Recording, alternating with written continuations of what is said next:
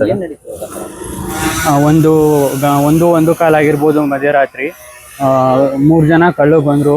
ಹಿಂದ್ಗಡೆ ನಮ್ಮ ಕಿಚನ್ ಹತ್ರ ಒಂದು ಬಾಗ್ಲಿದೆ, ಅದನ್ನ ಹೊಡ್ಕೊಂಡ್ಬಿಟ್ಟು ಈಸಿಯಾಗಿ ಹೊಡ್ಕೊಂಡ್ಬಿಟ್ಟು ಸೀದಾ ಮೇಲ್ ಬಂದಿದ್ದಾರೆ. ನಮ್ದು ಡ್ಯೂಪ್ಲೆಕ್ಸ್ ಮನೆ, ನಾನು ಮೇಲ್ಗಡೆ ಇದ್ದೆ.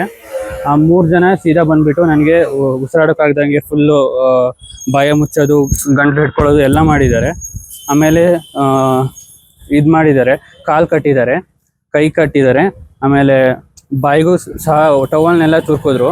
ನನಗೆ ಉಸಿರಾಡೋಕ್ಕಾಗ್ತಿಲ್ಲ ಅಂದೆ. ಅವಾಗ ಅದರಿಂದ ತೆಗೆದ್ಬಿಟ್ಟು ನಮಗೆ ಇನ್ಫಾರ್ಮೇಷನ್ ಬಂದಿದೆ, ನೀವು 2 lakhs ವಿಡ್ರಾ ಮಾಡಿಕೊಂಡು ಮನೇಲಿ ಇಟ್ಟಿದ್ದೀರಾ, ಅದು ಎಲ್ಲಿದೆ ತಕ್ಕೊಡಿ ಅಂತ ಹೇಳಿದ್ರು.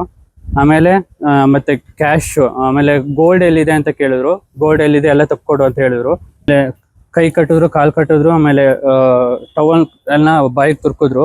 ಆಮೇಲೆ ನಂಗೆ ಉಸಿರಾಡೋಕ್ಕಾಗ್ತಿಲ್ಲ ಅಂತ ಹೇಳಿದೆ. ಅವಾಗ ತೆಗೆದ್ಬಿಟ್ಟು ಮಾತಾಡಬೇಡ, ಏನು ಕಿರ್ಚಾಡಬೇಡ, ಅವಾಗ ಸುಮ್ಮನೆ ಬಿಡ್ತೀವಿ, ನಮ್ಗೆ ಏನೇನಿದೆ ಅದೆಲ್ಲ ತಗೊಂಡು ಹೋಗ್ತೀವಿ ಅಷ್ಟೇ, ಮಾತಾಡಬಾರ್ದು, ಕಿರ್ಚಾಡಬಾರ್ದು, ಇಲ್ಲಾಂದರೆ ಸಾಯಿಸ್ಬಿಡ್ತೀವಿ ಅಂತ ಹೇಳಿದ್ರು.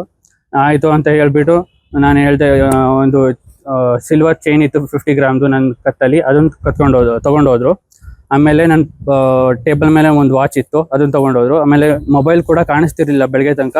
ಆಮೇಲೆ ಬೆಳಗ್ಗೆ ಎದ್ದು ನೋಡಿದಾಗ ಇದು ಕಬೋರ್ಡಲ್ಲೇ ಇದೆ ಅಂತ ಗೊತ್ತಾಯ್ತು. ಅದು ತೊಗೊಂಡೋಗಿಲ್ಲ, ಅದು ಕಬೋರ್ಡ್ ಒಳಗೆ ಎಸ್ತೋಗ್ಬಿಟ್ಟಿದ್ದಾರೆ. ಅದನ್ನೇ ಟ್ರೇಸ್ ಮಾಡ್ತಿದ್ರು ಪೊಲೀಸ್ ಅವರು. ಅವಾಗ ಗೊತ್ತಾಯ್ತು ಇಲ್ಲ ಮನೇಲೇ ಇದೆ ಅಂತ. ಆಮೇಲೆ ಒಬ್ಬ ವಯಸ್ಸಾದವನು ಇದ್ದಂಗಿದ್ದ, ಅವನು ವಯಸ್ಸಾದವನು ಟೋಟಲ್ 3 ಮೆಂಬರ್ಸ್ ಇದ್ರು. ಒಬ್ಬ ವಯಸ್ಸಾದವನಿದ್ದ, ಇಬ್ರು ಯೂತ್ಸ್ 30 ಏಜ್ ಇರ್ಬೋದು ಅವ್ರಿಗೆ, ಆ ಥರ ಇದ್ರು. ಆಮೇಲೆ ಅವರು ಒಬ್ಬ ವಯಸ್ಸಾದವನು ನನ್ನ ಜೊತೆನೇ ಇದ್ದ, ಕತ್ತಿನ ನನ್ನ ಹತ್ರ ಕತ್ತಿಗೆ ಇಟ್ಕೊಂಡ್ಬಿಟ್ಟು ಇಲ್ಲೇ ಇದ್ದ. ಇನ್ನಿಬ್ರು ಪೇರೆಂಟ್ಸ್ ಹತ್ರ ಹೋದ್ರು ಕೆಳಗಡೆ. ಪೇರೆಂಟ್ಸ್ಗೆ ಫುಲ್ ಲಾಂಗ್ ಎಲ್ಲ ತೆಗೆದ್ಬಿಟ್ಟು ತೋರಿಸಿ ಏನೇನಿದೆ ಎಲ್ಲ ತೆಗಿ ಅಂತ ಹೇಳಿದ್ರು, ಕ್ಯಾಶ್ ಏನಿದೆ ಎಲ್ಲ ತೆಗೀರಿ ಅಂತ ಹೇಳಿದ್ರು.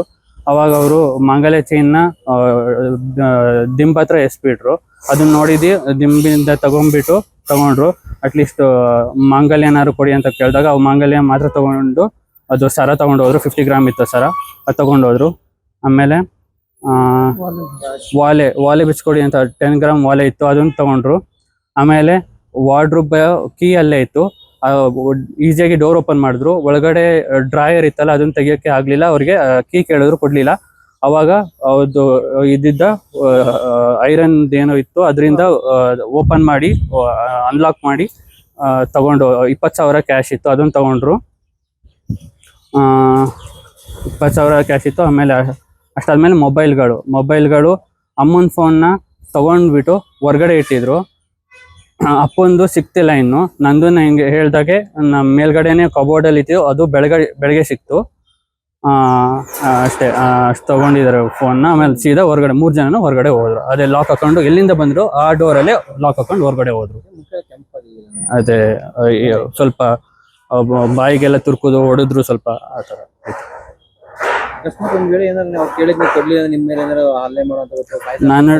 ನಾನು ಟ್ರೈ ಮಾಡ್ತಿದ್ದೆ ಅವ್ರಿಗೆ ಪುಷ್ ಮಾಡಕ್ಕೆ, ಈಸಿಯಾಗಿ ಪುಷ್ ಮಾಡಕ್ಕೆ ಟ್ರೈ ಮಾಡ್ತಿದ್ದೆ, ಮಾಡ್ಬೋದಿದ್ದು. ಅದೇ ಕತ್ತಿ ತೋರಿಸ್ಬಿಟ್ರು, ಸುಮ್ಮನೆ ಆಗ್ಬಿಟ್ಟೆ. ಒದ್ದಾಡಿದ್ವಿ ಸುಮಾರು.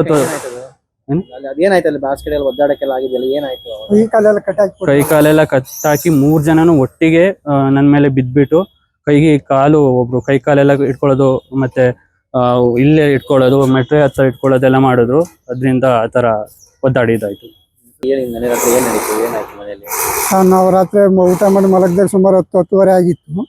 10:30 ಆದಮೇಲೆ ಬಂದು 12:30 1 ಗಂಟೆಯಲ್ಲಿ ಬಂದು ಹಿಂದ್ಗಡೆ ಕಿಚನ್ ಪಕ್ಕ ಡೋರ್ ಇದ್ದಿದ್ದು ಹೊಡೆದು ಮೇಲೆ ಸೀದಾ ಹೋಗಿ ನಮ್ಮ ಮಗನ ಕಟ್ಟಾಕಿ ಅವನಿಗೆ ಹಿಂಸೆ ಕೊಟ್ಟು ಕಟ್ಟಾಕಿ ಅಲ್ಲಿ. ಆಮೇಲೆ ಏನೇನಿದೆ ಅಂತೆಲ್ಲ ಕೇಳ್ಬಿಟ್ಟು ಸೀದಾ ಆಮೇಲೆ ಅವನ ಕಟ್ಟಾಕಿ ಬಂದಿದ್ದು ನಮ್ಮ ರೂಮಿಗೆ ಬಂದು ಸೀದಾ ನಿಮ್ಮ ಮಗನ ಕಟ್ಟಾಕಿ ಬಂದಿದ್ದೀನಿ, ನಿಮ್ಮ ಹತ್ರ ಏನೇನಿದೆ ಕೊಡಿ, ಇಲ್ಲ ಅಂದರೆ ನಿಮ್ಮ ಮಗನ ಸಾಯಿಸ್ತೀವಿ ಅಂತ ಹೇಳಿದರು. ಹಂಗಾಗಿ ನಮ್ಮ ಮನೆಯ ಚೈನನ್ನು ಕಿತ್ಕೊಂಡು, ಆಮೇಲೆ ಅದರಿಂದ ವಾಲೆ ಜಿಂಕೆಲ್ಲ ಕಿತ್ಕೊಂಡು, ಆಮೇಲೆ ಕಬೋರ್ಡನ್ನು ಹೊಡೆದು ಕಬೋರ್ಡಲ್ಲಿ ಇದ್ದಿದ್ದು 20,000 ದುಡ್ಡು ತಗೊಂಡು ಮೇಲೆ ಹೋದ್ರು. ಕೊಡ್ಲಿಲ್ಲ ಅಂದಿದ್ರೆ ನೀವು ಅದೇ ಕತ್ತಿ ಎಲ್ಲ ಇರ್ತಲ್ಲ, ಲಾಂಗೆಲ್ಲ ಇತ್ತಲ್ಲ, ಕತ್ತಿ ಎಲ್ಲ ತಗೊಂಡು ಸಾಯಿಸ್ತೀವಿಲ್ಲ ಕೊಡ್ಲಿಲ್ಲ ಅಂದ್ರೆ ಅಂತ ಇದು ಮಾಡಿದ್ರು. ಅದಕ್ಕೆ ಇರೋದಷ್ಟೇ ಯಪ್ಪ ನಮ್ತ ಅಂತ ಕೊಟ್ಟಿವಿ.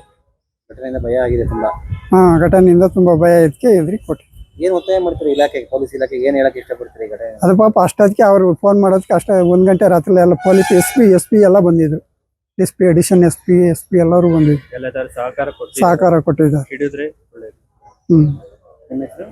ಮುಂಜೇಗೌಡ.